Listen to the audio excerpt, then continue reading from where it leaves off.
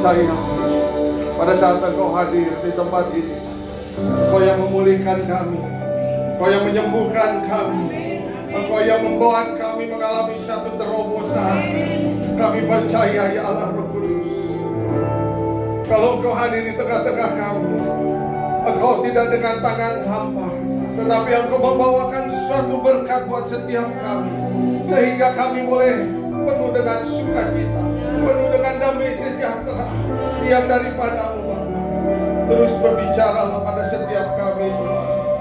Kami mau terus berharap kepada Engkau, kami mau terus mengandalkan Engkau di dalam setiap langkah kami.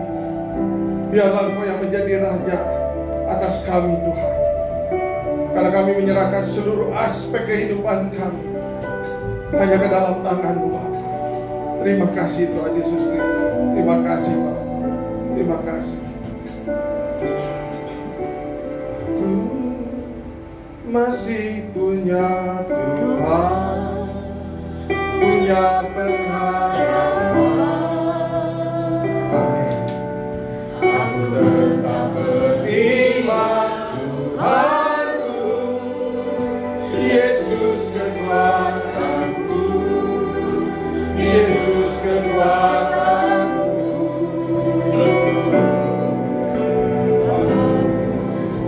Masih punya Tuhan, katakan lebih lagi. Aku masih punya Tuhan, punya pengharapan. Aku tetap beriman Tuhanku, Yesus kekuatanku, Yesus kekuatanku.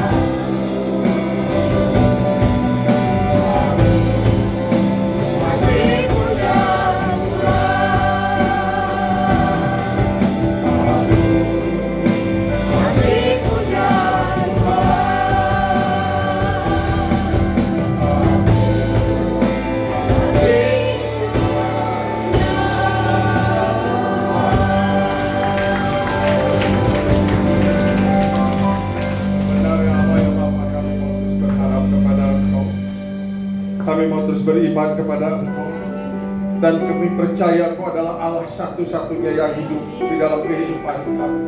Engkau yang bertahta atas kehidupan kami. Terima kasih Tuhan Yesus Kristus. Terima kasih Allah Roh Kudus.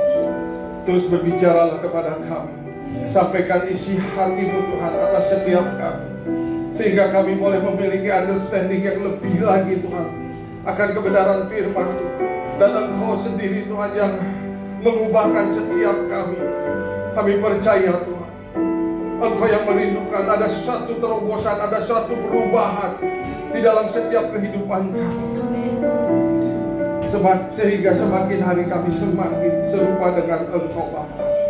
Ubahkan karakter kami, ubahkan paradigma kami, ubahkan cara berbicara kami Tuhan. Ubahkan Tuhan seluruh hati kami agar kami boleh lebih lagi mengasihi Engkau, lebih lagi kami mengasihi setiap umat-Mu Tuhan. Terima kasih Bapa. Terus berikan kepada kami telinga seorang murid untuk kami boleh dengar-dengaran. Dan Tuhan pakai hamba untuk menyampaikan isi hati. Hamba tidak mampu, hamba tidak bisa tanpa Engkau yang mengurapi hamba, tanpa Engkau yang memimpin hamba. Sembunyikan hamba-Mu di balik salib Tuhan. Biar hanya Engkau yang di depan, Engkau yang memimpin segala sesuatunya Tuhan. Curahkan pengurapan-Mu di tempat ini. Curahkan lawatan-Mu Tuhan. Curahkan kasih-Mu. Biarlah Engkau yang melembutkan hati kami Bapa, agar kami mau dibentuk sesuai dengan rencana dan rancangan. Agar setiap kami mau membuka hati kami untuk Engkau pakai lebih lagi Bapa, untuk kemuliaan nama-Mu Tuhan. Ini kami umat-Mu Tuhan, ini kami gereja-Mu Tuhan. Lawatlah setiap kami. Terima kasih Tuhan. Pakai lidah bibir mulut hamba untuk menyampaikan isi hati. Dan kami siap mendengar kebenaran firman. Dan pujilah ya Allah kami yang di dalam dan demi nama Tuhan Yesus Kristus kita yang siap mendengar kebenaran firman Tuhan. Haleluya, sama-sama katakan amin. Jangan duduk dulu, kita angkat Alkitab kita atau gadget kita yang ada aplikasi Alkitab. Kita akan sama-sama mendeklarasikan firman Tuhan. Dalam hitungan yang ketiga, 2, 3. Aku percaya firman-Mu berkuasa. Aku percaya firman-Mu dapat mengubah seluruh hidupku. Aku percaya firman ini adalah Tuhan sendiri. Aku siap untuk menerimanya dan melakukannya. Dalam nama Yesus. Haleluya. Amin. Silakan duduk Bapak Ibu Saudara. Shalom. Oke.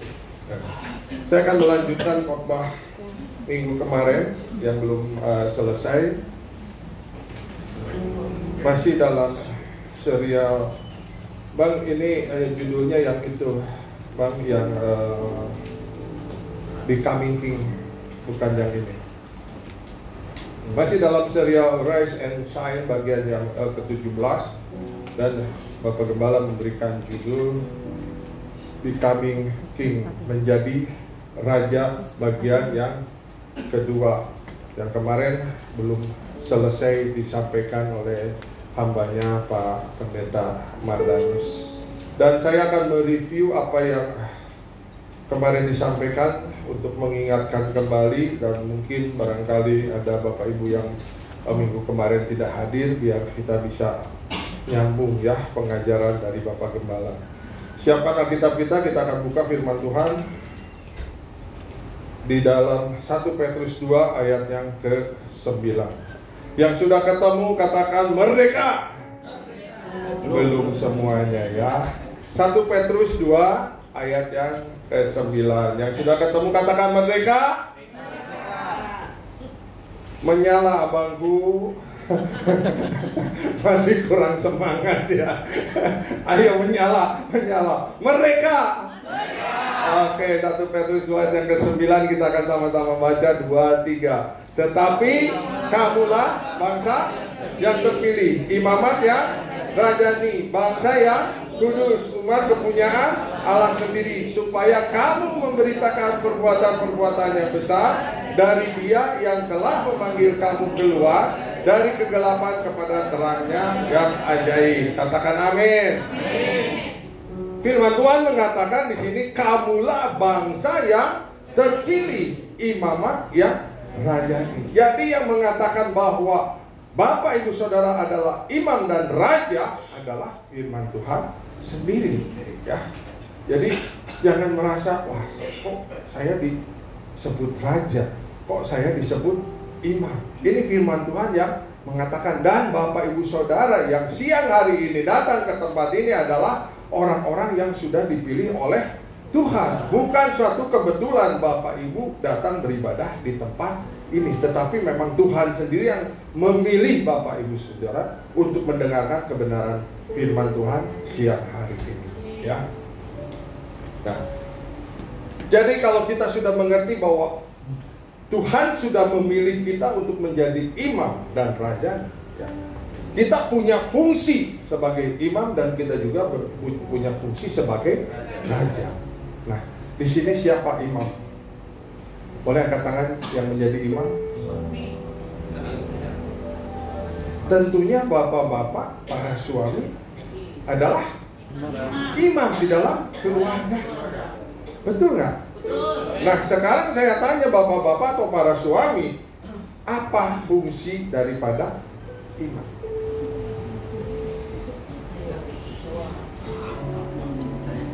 Minggu kemarin udah diajar loh. Kalau bahasa Ibraninya pohode ya. Makanya saya sedikit merefresh lagi ya. Mungkin Bapak Ibu Saudara ada yang lupa. Jadi imam berfungsi sebagai pensyafaat, berdoa ya, atau sebagai perantara antara Tuhan dengan umatnya.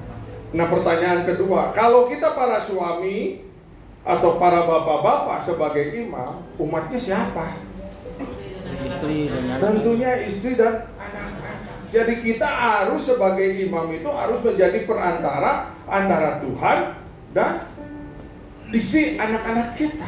Kita harus berdoa buat anak-anak kita dan istri kita kepada Tuhan. Makanya bapak-bapak ibu-ibu, bapak-bapak dan para suami itu harus mau berdoa.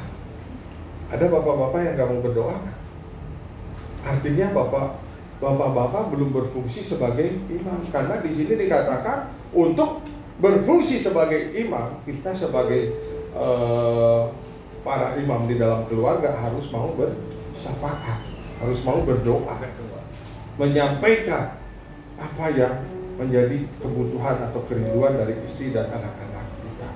Ya. Nah, kalau di gereja, ya, siapa umatnya? Saudara dan saya sebagai umat Tuhan, ya, jemaatnya Tuhan. Dan saya percaya para pemimpin yang ada di wadah ini juga terus berdoa buat saudara, baik di dalam doa fajar, di dalam doa persiapan ibadah raya, di menara doa, di doa syafaat penutup, ya. Kita selalu berdoa untuk seluruh para jemaat. Dan kita para pemimpin di sini sebagai perantara antara Tuhan dengan jemaat yang ada di wadah ini. Selain daripada imam, kita juga harus berfungsi sebagai raja. Nanti kita terus belajar ya. Di sini John Henry mengatakan pertumbuhan adalah satu-satunya bukti kehidupan. Kalau kita melihat sesuatu hidup, harus ada pertumbuhan.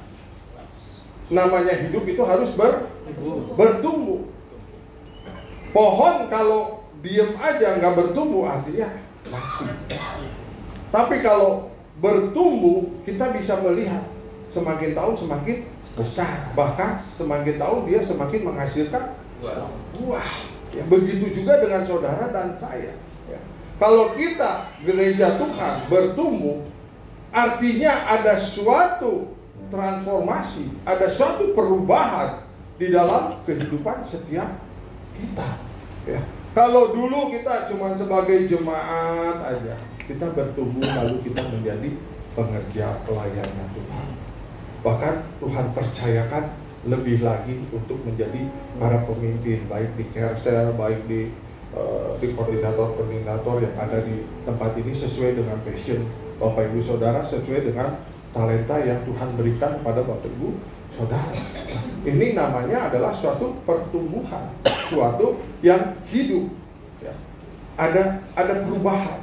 Mungkin dulunya kita waktu belum mengenal firman Tuhan, kita tukang marah-marah. Tapi setelah bertumbuh mengenal firman Tuhan, kita menjadi orang yang lebih sabar, orang yang mudah bisa mengerti keadaan atau kondisi orang lain. Dulu mungkin kita pelit gitu ya, nggak suka memberi, tapi pada saat kita mengenal kebenaran firman Tuhan, kita mau hidup, kita mau bertumbuh, kita diubahkan Tuhan menjadi orang yang murah hati. Amin. Dan saya percaya jemaat PTC Cilegon ini adalah orang-orang yang murah hati. Berikan kemuliaan dulu dong buat Allah kita yang hidup. Amin. Contohnya apa? Dari zaman dulu saya udah pernah sampaikan di tempat ini. Jemaat GBI PTC Cilegon itu suka menabung. Ya. Waktu pembangunan gereja 12 ruko di pusat itu, kita baru juga berdiri di sini. Belum sampai 3 bulan kita sudah bisa juga menabur untuk memberkati ruko 12 ruko yang dipakai sebagai pusat sekarang. Ini tandanya bahwa jemaat GBI WTC adalah orang-orang yang murah hati, ya, tidak pelit. Ya. Nah, ada 3 level jemaat. Ya. Yang pertama yaitu level di fase anak atau dalam bahasa aslinya Matius. Nah sekarang apa cirinya bahwa kita ini ada di level anak? Yaitu harus mengalami kelahiran baru atau lahir dari air dan roh. Apa maksudnya lahir dari air dan roh? Yaitu kita dengan sengaja, dengan kesadaran sendiri mau kita dibaptis di dalam baptisan kudus, yaitu baptis air ya, baptis ram. Itu yang namanya kita lahir kembali atau lahir baru dari air. Dan tanda-tandanya kita pasti mengalami suatu pertobatan. Apakah di sini ada Bapak Ibu atau yang sudah akil balik, yang sudah 12 tahun yang belum dibaptis, boleh angkat tangan? Kalau ada, nggak usah takut-takut Bapak Ibu Saudara. Untuk dibaptis ini adalah suatu keharusan bagi setiap kita orang percaya. Supaya apa? Supaya kita dimeteraikan oleh Tuhan bahwa kita ini diklaim miliknya Tuhan kalau sudah dibaptis. Jadi si iblis itu tidak bisa lagi mengklaim bahwa ini adalah milik saya, miliknya si iblis. Tapi pada saat kita dimeteraikan melalui baptisan air, Tuhan yang mengklaim bahwa ini adalah milik kepunyaannya Tuhan. Amin. Amin. Amin. Dan saya dan Emil siap kapan saja ya, asal hari Minggu kita mau membaptis. Dan puji Tuhannya ya, mungkin Bapak Ibu Saudara ada yang belum tahu bahwa gereja WTC Cilegon ini punya kolam baptis sendiri. Amin. Adanya di mana? Di rumahnya Pade Naso. Pade Naso dengan murah hatinya membuat kolam baptisan untuk atau diperuntukkan secara khusus buat jemaat GBI WTC Cilegon. Tapi yang menjadi pertanyaannya, sudah berapa lama GBI WTC Cilegon tidak membaptis? Saya takutnya kita dianggap kita tidak mengalami satu pertumbuhan. Kok udah lama sekali nggak ada baptisan? Bahkan saya melihat hampir setiap minggu sekarang tempat baptis yang ada di Pade Naso ini dipakai oleh denominasi lain. Bukannya saya gimana ya, Pade Naso aja yang punya kolam baptis membuka hatinya untuk silakan. Gereja-gereja yang ada di Cilegon, gereja-gereja yang ada di Serang, silahkan kalau mau baptis di rumahnya Pade Naso.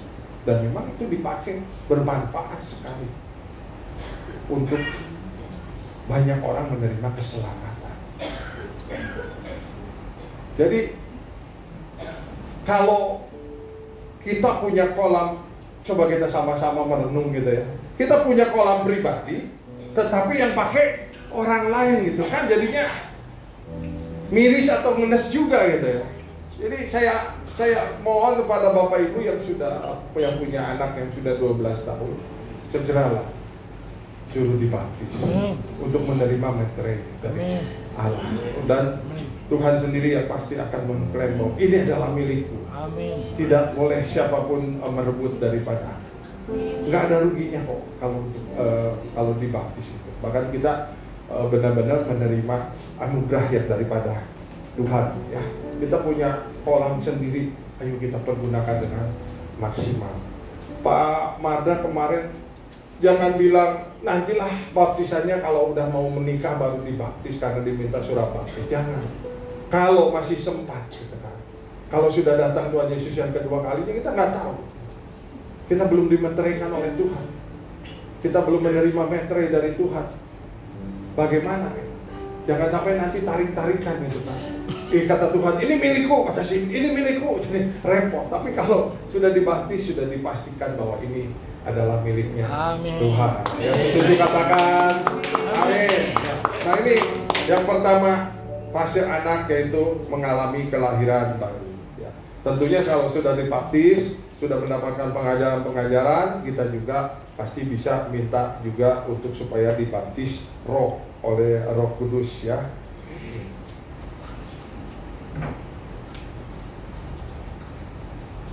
Krista Dowe mengatakan kalau saya bisa sharing kelemahan atau yang saya tidak tahu, itu akan membuat kerohanian saya bisa bertumbuh. Kalau Bapak Ibu yang pernah ikut camp pria sejati, bahasa yang sederhananya yaitu keterbukaan adalah awal dari pemulihan.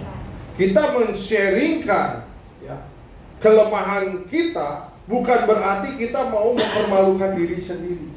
Kita sudah mengerti kalau kita men-sharingkan kelemahan kita, artinya kita mau mengatakan kepada si iblis itu, kamu tidak bisa lagi membodohi saya, kamu tidak bisa lagi membuat saya untuk berdosa.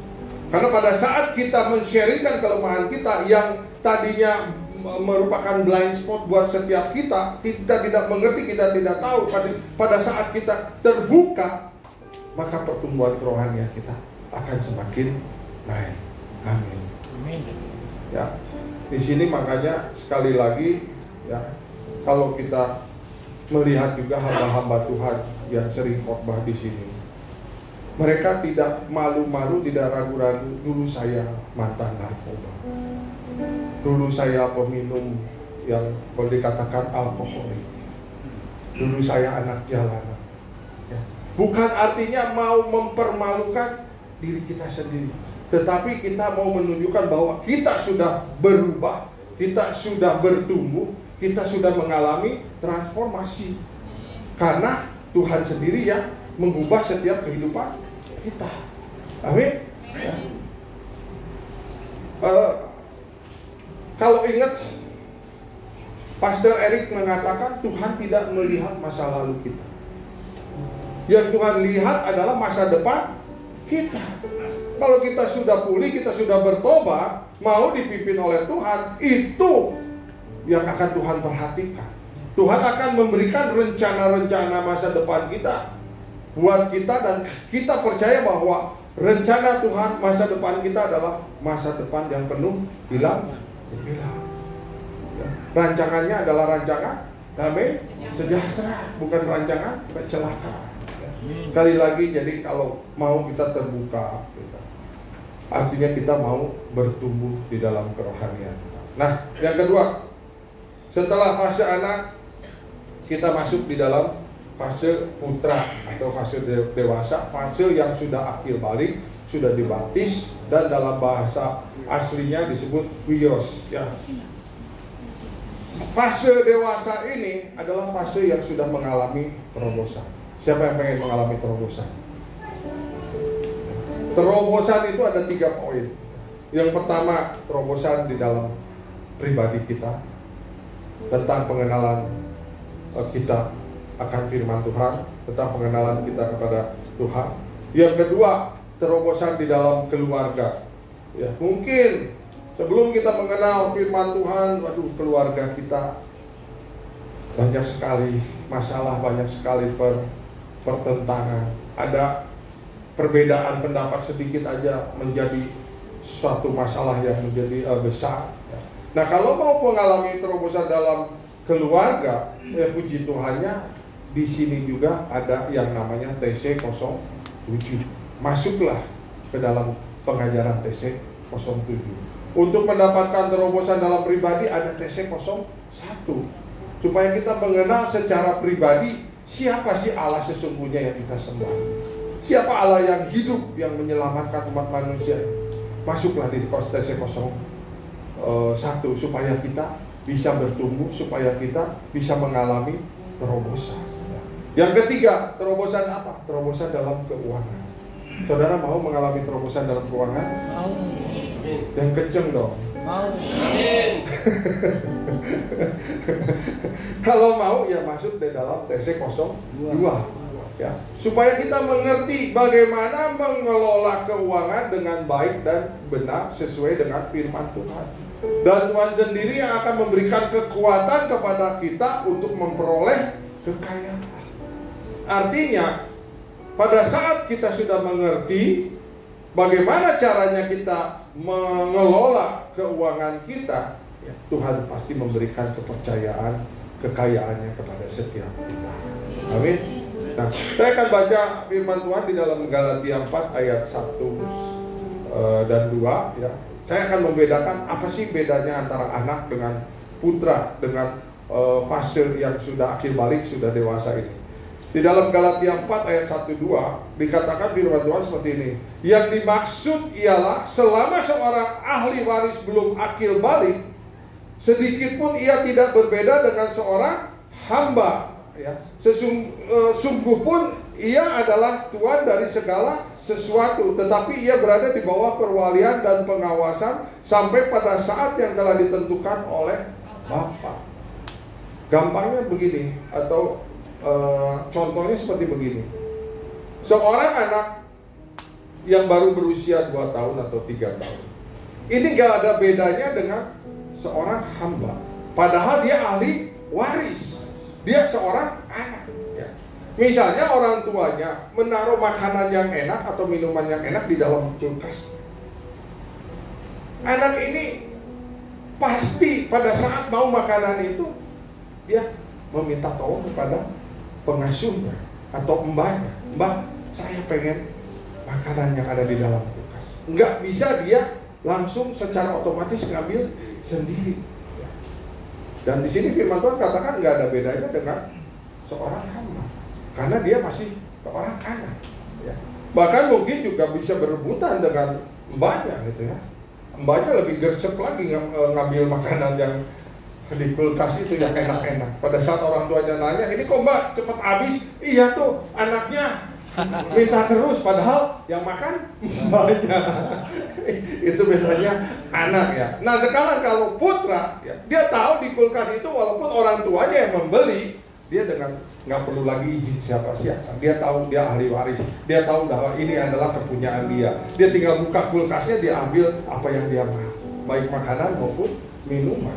Bahkan kalau mbaknya mau ngambil, dia bisa, ini milik saya, kamu nggak berhak untuk mengambil. Nah ini perbedaan fase anak dan fase putra yang sudah dewasa ya. Dan saya berdoa jemaat WTC Cilegon ini terus meningkatkan level kerohanian kita dari fase anak kepada fase putra, supaya kita bisa mengalami terobosan. Amin. Nah sekarang yang ketiga inilah fase menjadi raja. Tahapan di mana seseorang sudah menemukan panggilannya atau memiliki domain atau wilayah area untuk melayani. Setelah masa dewasa kita mengerti panggilan Tuhan buat kita. Di area apa sih? Kita punya panggilan, kita punya passion, kita punya karunia. Ayo kita kerjakan untuk menyenangkan hati Tuhan. Dan pada saat Tuhan mempercayakan kita menjadi pemimpin, kita pasti diberikan area atau domain untuk bisa melayani. Nah pertanyaan saya, sekarang koordinator yang ada di sini, kayak koordinator PW, doa, koordinator ibadah raya, bahkan ketua-ketua kerse, ini masuknya pas fase mana? Halo Bapak Ibu. Fase raja. Jangan ragu-ragu. Apa karena ibu ketua Kersel jadi ragu-ragu? Ini masuknya fase raja. Kenapa? Karena sudah menemukan panggilannya dan memiliki wilayah. Ada orang-orang yang dipimpinnya. Amin. Ini masuk dalam fase raja. Jangan kita berpikir terlalu jauh. Waduh, fase raja itu kayak apa? Orang yang punya domain, orang yang punya wilayah, orang yang punya orang-orang yang dipimpin itu sudah masuk dalam fase raja. Semua koordinator yang di sini adalah masuknya dalam fase raja, gitu kan? Kalau mau lebih jelasnya lagi, baca di dalam Wahyu 5 ayat yang ke-10. Tapi saya cuma mereview aja sebentar ini, ya. Sekarang Ferguson mengatakan seseorang bisa bertumbuh secara rohani kalau dia mau menyelaraskan hidupnya sesuai dengan firman dan mengambil tanggung jawab dari setiap kebenaran yang dia pelajari. Orang yang sudah dewasa di dalam kerohaniannya, pasti dia mau mengambil tanggung jawab yang diberikan oleh Tuhan buat setiap kita. Kalau anak pasti nggak mau mengambil tanggung jawab. Tapi kalau orang yang sudah dewasa, apalagi yang sudah menemukan callingnya di dalam Tuhan, pasti dia mau menerima tanggung jawab. Karena sesuai dengan talenta, sesuai dengan karunia yang Tuhan berikan kepada setiap kita. Ada dua orang hamba Tuhan, ya. Ini di dua kota. Dia sama-sama berdoa, dia sama-sama berpuasa. Lalu satu ketika dia bertemu di satu kota, dan Tuhan berbicara kepada kedua hamba Tuhan ini perkataan yang sama, yang menyatakan bahwa kalau gereja mau bertumbuh, maka gereja harus menguasai 7 pilar, atau disebut juga 7 mountain, atau disebut juga 7 giant. 7 pilar, 7 gunung, atau 7 raksasa, itu sama aja. 7 pilar ini adalah sesuatu yang susah, yang sukar untuk dikuasai, untuk supaya gereja mau melayani. Ini bukan sesuatu yang mudah. Nah, pilar-pilar apa aja yang harus istilahnya dikuasai oleh gereja, ya. Di sini ada pilar yang pertama, spiritual dan sosial. Kedua, pilar family. Pilar bisnis, education, government and politics, art and entertainment, dan media, ya. Ini bukan sesuatu yang mudah. Makanya kenapa disebut 7 pilar gunung atau 7 pilar raksasa, ya. Contohnya, ya, untuk kita gereja masuk di dalam pilar bisnis aja. Mungkin ada sebagian gereja mengatakan, ngapain gereja kok ngutak-ngatik bisnis? Gereja ini udah aja mengajarkan Alkitab, mengajarkan kebenaran firman Tuhan. Tetapi hamba Tuhan ini mengatakan yang dapat dari Tuhan, bahwa kalau gereja mau bertumbuh harus mau melayani ke-7 pilar.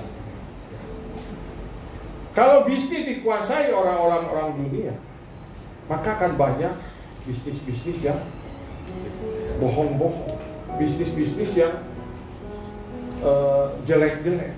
Nggak jauh-jauh lah, Bapak Ibu yang sering ke Anyer, tahu kan di pinggir jalan di Anyer itu banyak yang jual udang, ya nggak? Emang Bapak Ibu jarang ke Anyer ya? Jarang. Pak Memeng ngajak ke Anyer. Biasa kalau kita ke Anyer, di kiri kanan jalan itu, ya, ada yang jual udang, ya, yang nawar-nawarin udang di kios-kios kecil, ya. Kalau kita beli udang itu di pinggir jalan itu 2 kilo aja beli. Bang, beli 2 kilo, udah kita pulang. Coba timbang lagi di rumah. Kurang, ya. Sudah pasti kurang. Kenapa? Karena bisnisnya, ya, bohong-bohong dikit gak apa-apa lah, cincai lah, yang penting cuan aja gede gitu kan. Ini kalau bisnis ini dikuasai oleh orang-orang dunia. Dan saya juga pernah mengalami, saya pesan sesuatu barang di online.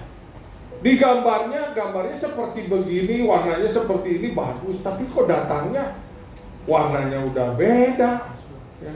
Bahannya juga kayaknya udah beda. Ini makanya kenapa gereja harus masuk di dalam pilar bisnis. Supaya yang kotor, supaya yang gak benar ini, kalau gereja menguasai atau anak-anak Tuhan yang berbisnis, pasti bisnisnya menjadi bisnis yang baik, bisnis yang bagus. Tetapi apakah mau gereja ngurusin hal-hal yang seperti begini? Contoh dalam politik. Politik jahat nggak? Umumnya jahat.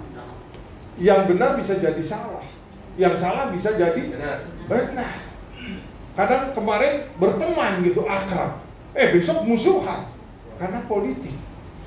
Yang dulu kemarin musuhan, tahu-tahu jadi akrab, jadi bestie.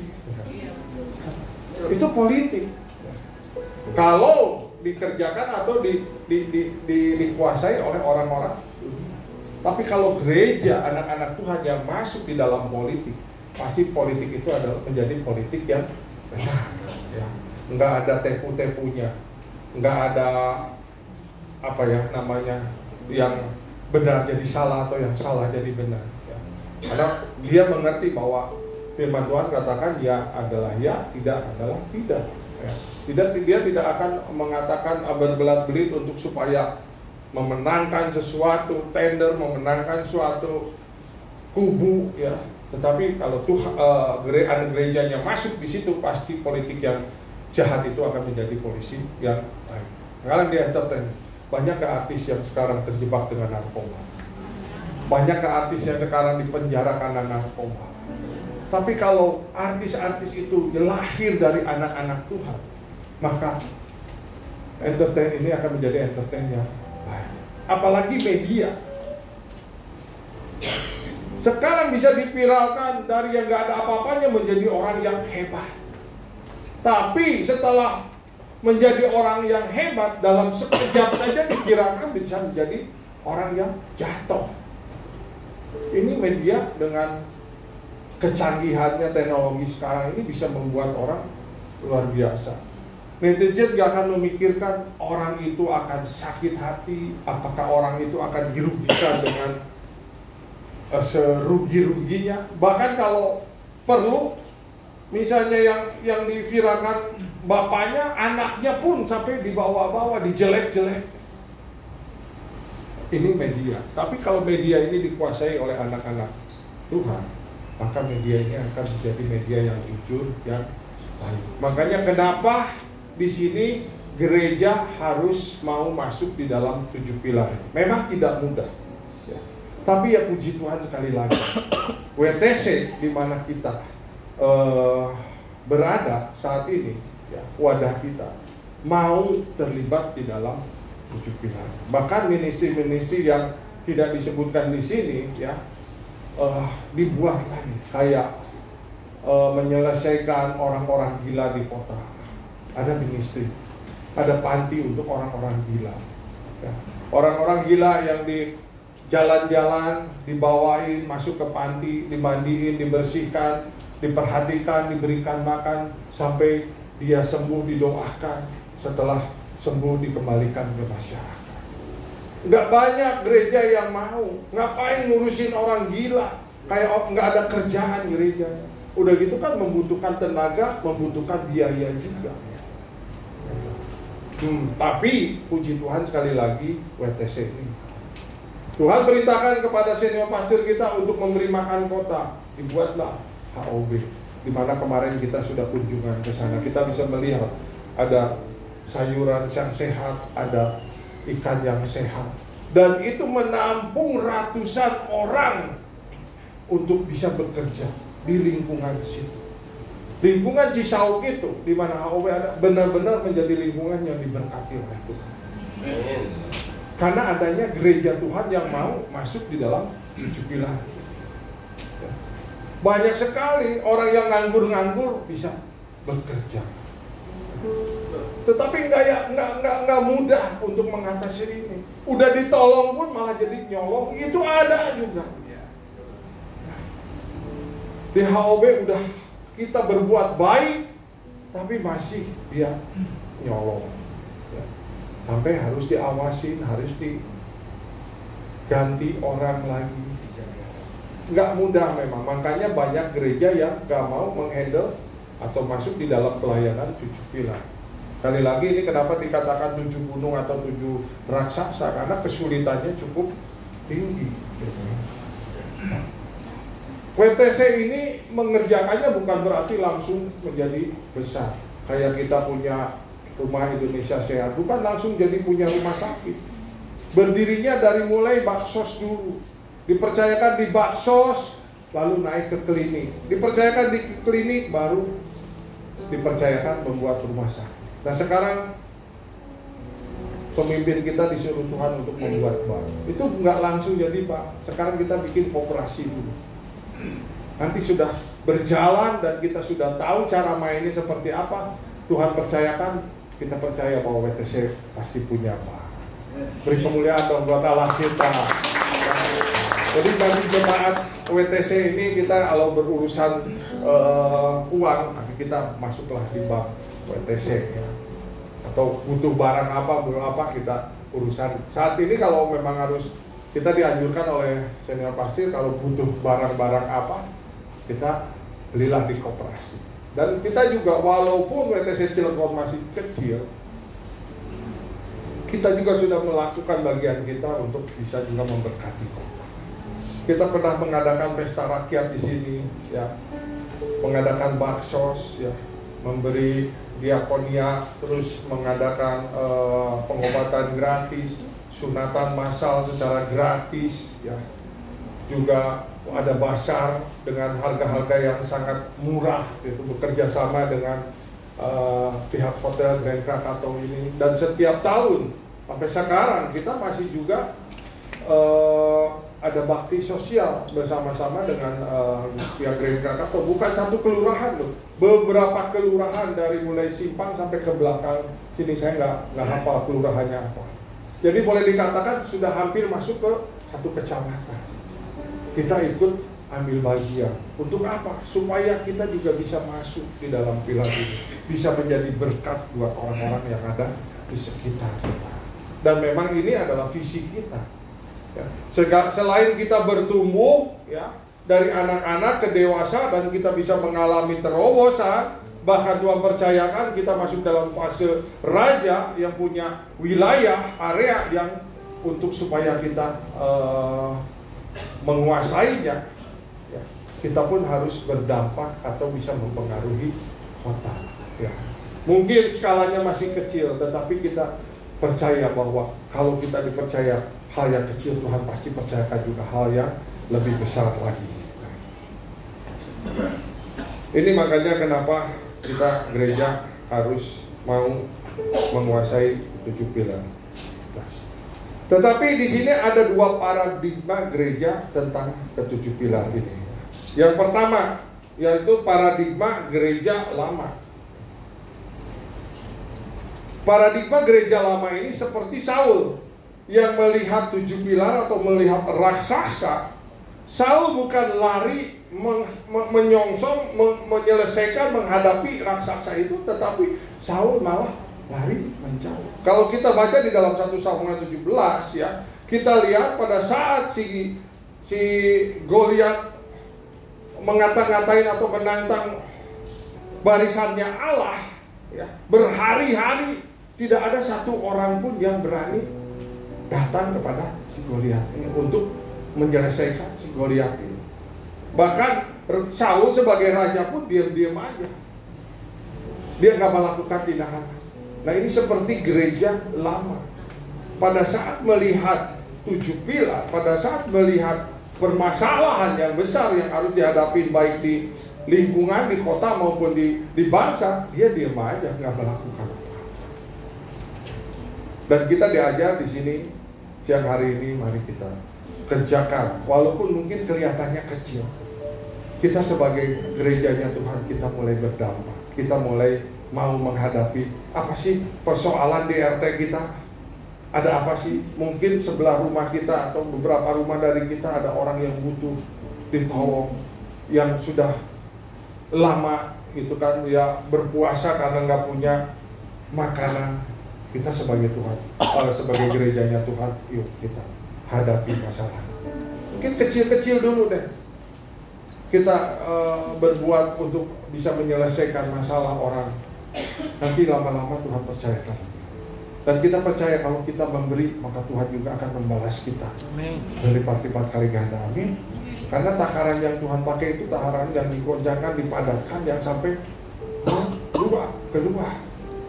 Mungkin kita memberi 1, tetapi Tuhan akan memberikannya lebih lagi. Supaya kita apa? Supaya kita juga punya kapasitas untuk lebih lagi memberi kepada orang-orang.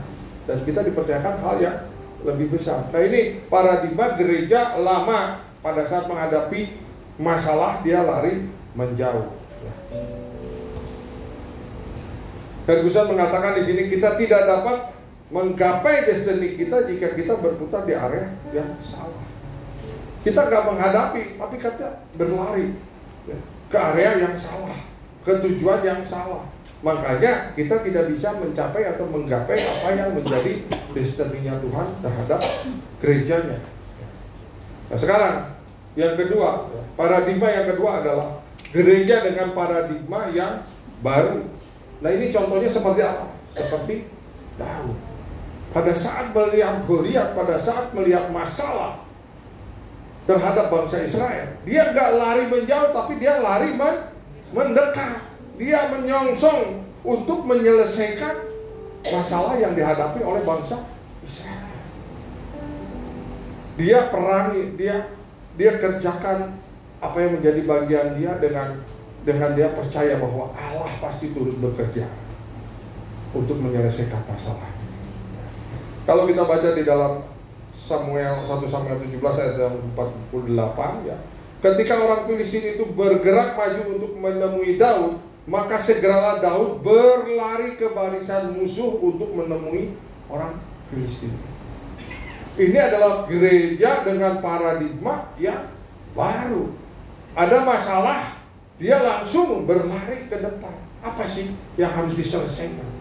Apa sih yang harus dikerjakan oleh gereja supaya persoalan ini menjadi selesai, atau supaya persoalan ini menjadi clear, beres? Apa yang dipermasalahkan oleh kota? Apa yang dipermasalahkan oleh bangsa? Kalau gereja mau turun masuk semuanya, pasti bangsa ini pasti akan menjadi bangsa yang diberkati oleh Tuhan. Dan kita WTC sudah menjadi teladan ya, buat kota-kota lain, bahkan ada yang meniru, mengcopy paste apa yang dikerjakan oleh WTC. Ada yang di Papua, di Ambon, ya, di NTT, semua dikerjakan, di kota-kota lain juga dikerjakan, ditiru supaya bisa berdampak gitu. Ya puji Tuhan. Kalau semua gereja punya hati dan mau melakukan ini untuk menghadapi pergumulan masalah, kita percaya persoalan bangsa pasti bisa diatasi. Amin. Dan persoalan kota pasti bisa diatasi. Rick Warren mengatakan tidak ada pertumbuhan tanpa perubahan, tidak ada perubahan tanpa rasa takut atau kehilangan, dan tidak ada kehilangan tanpa rasa sakit. Untuk kita mendapatkan suatu transformasi, pasti ada rasa kehilangan, ada rasa takut, ada rasa sakit yang harus kita lalui. Ini adalah proses. Kalau kita mau bertumbuh, orang mau bertumbuh itu pasti mengalami sesuatu perubahan itu memang nggak enak. Makanya Rick Warren mengatakan ada rasa takut, ada rasa sakit yang harus kita hadapi. Begitu juga dengan gereja Tuhan. Kalau mau bertumbuh ya pasti ada harga yang harus dibayar oleh setiap kita. Yang penting setiap kita, anak-anaknya juga mau bertumbuh, mau mengalami proses ini. Nah, pertanyaannya, mengapa sih kita harus menjadi raja? Ya, ada 4 poin. Yang pertama, kalau saat ini kita sudah menjadi raja atau sudah menemukan calling kita dan kita punya area ya, atau wilayah yang harus dilayani, ya, kalau fase ini kita sudah mendapatkannya, maka di fase yang kedua, yaitu pada saat di kerajaan 1000 tahun, Tuhan akan memberikan kepada kita juga menjadi seorang raja yang bisa memerintah bersama-sama dengan Tuhan, dengan Bapa. Ya. Begitu juga dalam kerajaan Bapa, kita diperintahkan atau dipercayakan oleh Tuhan untuk memerintah. Makanya kenapa saat ini kita harus menjadi raja, memiliki fase sebagai raja. Yang kedua, kenapa kita harus menjadi raja? Supaya kita bisa memiliki pengaruh atau influence dan bisa berdampak atau impact yang semakin besar, semakin Tuhan percaya. Visi yang ada di gereja ini, Bapak Ibu kalau pulang, bacalah. Setiap pulang bacalah, renungkan, lalu hidupi dan lakukan, kerjakan apa yang menjadi visi gereja ini. Maka lambat laun kehidupan kita akan semakin baik, semakin didewasakan oleh Tuhan. Dan kita mengerti, oh iya, saya ada di kota Cilegon ini, saya harus berfungsi. Saya ada di kota Cilegon ini, saya harus bisa berdampak, bermanfaat. Minimal buat lingkungan yang terdekat saja. Amin. Saudara mau? Baca setiap pulang dari ibadah ini, supaya kita lebih mengerti lagi, supaya lebih nancep lagi visi gereja ini. dan kita kerjakan bersama-sama. Yang ketiga, kenapa kita harus menjadi raja? Untuk memperluas kerajaan Allah. Kalau kita bisa berpengaruh, kita bisa berdampak, pasti kerajaan Allah ini semakin diperluas. Saudara mau di kota Cilegon ini, WTC Cilegon semakin luas, semakin berdampak, semakin memperbesar kerajaan Allah? Amin. Yuk kerjakan bagian kita. Kita harus berfungsi sebagai raja ya, untuk supaya bisa memperluas kerajaan Allah di kota Cilegon ini.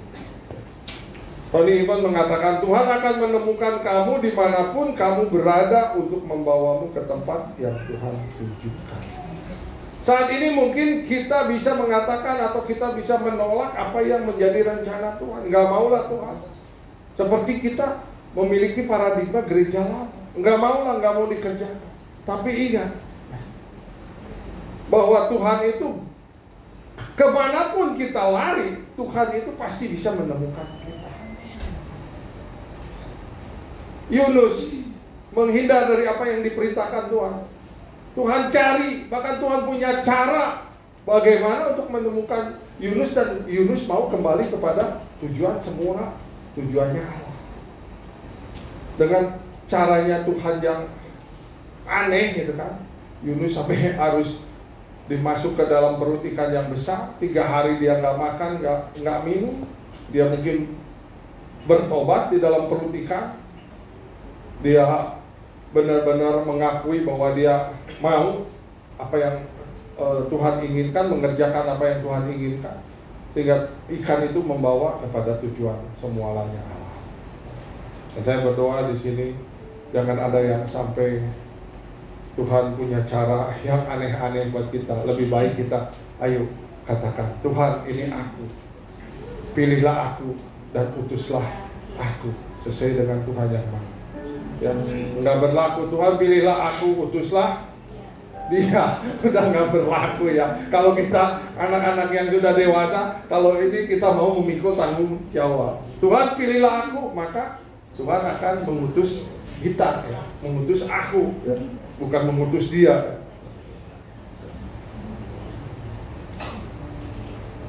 Tolstoy mengatakan, satu-satunya arti penting dalam kehidupan kita adalah secara konsisten membantu membangun kerajaan Tuhan. Tadi ada harga yang harus dibayar, dan kita kerjakannya harus konsisten. Mungkin di dalam kita mengerjakan membangun kerajaan Allah ada kegagalan, ada kesalahan. Tapi kita percaya, kita kalau mengalami satu kesalahan, kita minta lebih lagi tuntunan dan arahan Tuhan secara konsisten, maka Tuhan akan. Yunus melakukan kesalahan awalnya, tapi Tuhan bisa membalikkan supaya dia kembali kepada jalan yang Tuhan inginkan ya. Yang penting kita mau secara konsisten untuk mengerjakan apa yang Tuhan mau. Nah yang keempat, yang terakhir, kenapa kita harus menjadi raja ya. Supaya kita bisa memerintah, sehingga bisa menyelesaikan amanat agung dan menguasai bumi. Matius 28 ayat 18-20 katakan, jadikanlah semua bangsa murid, baptislah dia di dalam nama Bapa, Anak dan Roh Kudus, dan ajarlah mereka ya. Baptislah, ajaklah orang-orang yang belum dibaptis sudah dibaptis. Masuklah dia ke pemuridan-pemuridan yang sudah disiapkan oleh wadah ini, supaya dia juga nanti bisa memuridkan kembali. Dan ini adalah perintah dari amanat agung. Untuk mengerjakan amanat agung ini, apakah harus pendeta saja yang mengerjakan? Tentu tidak. Untuk membawa orang masuk mau dibaptis kan tidak harus pendeta aja. Yang membaptis betul pendetanya, tetapi yang membawa orang-orang untuk masuk mau dibaptis, Bapak Ibu Saudara juga harus terlibat. Amin. Ya, harus mau mengerjakan apa yang menjadi amanat agung dari Tuhan. Nah, ini slide yang paling disukai oleh jemaat, yaitu slide yang terakhir. Saya undang Well Singer untuk masuk ke depan. Kita angkat pujian nanti sekali Yesus ya. Ibrahim mengatakan tidak ada panggilan yang lebih tinggi atau keistimewaan yang lebih besar dari seorang yang terlibat untuk memenuhi amanat aku. Tidak ada keistimewaan yang lebih tinggi atau panggilan yang lebih tinggi daripada kita mengerjakan amanat aku. Amin. Tanda pujian. Sekali Yesus, tapi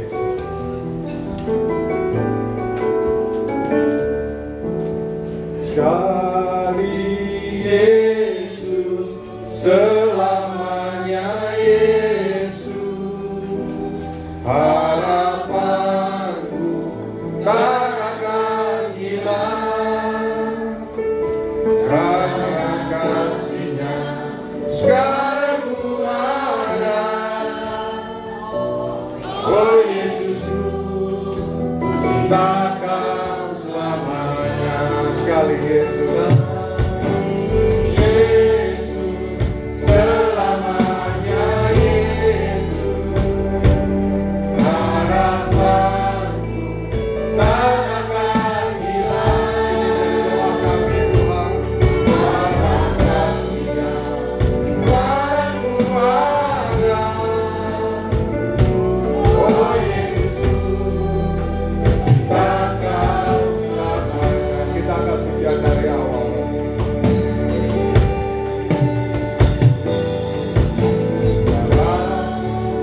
Segala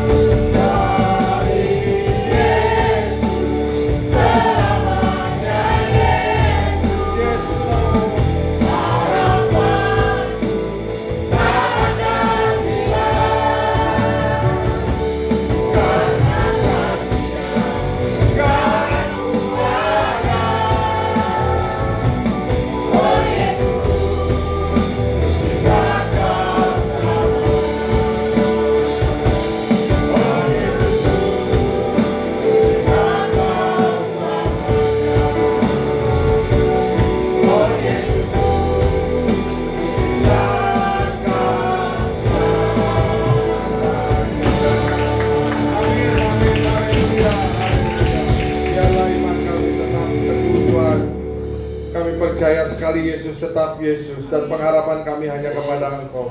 Hamba-Mu sudah selesai menyampaikan isi hati-Mu Tuhan. Biar Engkau ya Allah Roh Kudus yang terus memimpin, mengurapi Tuhan, yang terus juga memberkati setiap umat-Mu Tuhan.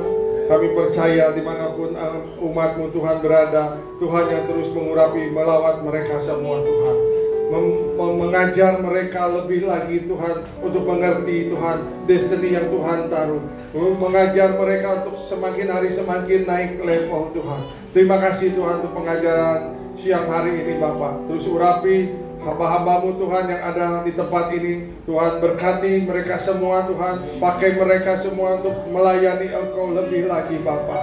Begitu juga dengan Ko Joni sebagai owner di tempat ini Tuhan. Kami berdoa Tuhan untuk kesehatan Ko Joni. Tuhan memberkati Ko Joni Tuhan. Berkati keluarga, rumah tangga, bisnisnya, pekerjaannya, karyawannya, semua tamu-tamu yang menginap di hotel ini Tuhan berkati. Begitu juga yang siang hari ini Tuhan, kami percaya tidak ada yang kebetulan. Kami datang beribadah di tempat ini karena Tuhan sendiri yang memanggil, Tuhan sendiri yang memilih kami Tuhan, untuk mendengarkan kebenaran firman-Mu ini Tuhan, sehingga kami boleh diubahkan paradigma kami. Kami mau menjadi gereja yang baru Tuhan. Pada saat ada masalah, pada saat ada tantangan, pada saat ada pergumulan Tuhan yang harus kami hadapi, kami akan berlari ke depan Tuhan untuk menyelesaikannya. Berikan Tuhan kepada kami kekuatan, berikan hikmat kepada kami untuk kami dapat menyelesaikan setiap apapun yang menjadi pergumulan kami. Tuhan, kami berdoa agar semua umat-Mu pada saat pulang Kau juga yang melindungi Tuhan, menjagai mereka, bahkan mereka tanpa kekurangan sesuatu apapun juga Tuhan, sehingga sukacita-Mu senantiasa ada pada mereka Bapa. Berkati Tuhan, berkati mereka semua. Terima kasih Tuhan Yesus Kristus, terima kasih. Dan sebelum pulang biarlah berkat-Mu menyertai kami dan kami siap menerima berkat yang daripada. Mari arahkan hati, angkat kedua tangan. Tuhan memberkati Engkau dan melindungi Engkau. Tuhan menyinari Engkau dengan wajahnya dan memberikan Engkau kasih karunia. Tuhan menghadapkan wajahnya kepadamu dan memberikan Engkau damai sejahtera. Sekarang pulang dan terimalah berkat yang terbaik dari Allah Bapa di surga, kasih yang sempurna dari Tuhan Yesus Kristus, persekutuan yang indah dan manis bersama Allah Roh Kudus, dari mulai sekarang sampai kedatangan Tuhan yang kedua kalinya, bahkan sampai selama-lamanya. Di dalam dan demi nama Tuhan Yesus Kristus, kita yang diberkati oleh Tuhan. Haleluya, sama-sama katakan amin. Selamat siang, selamat hari Minggu. Tuhan Yesus memberkati.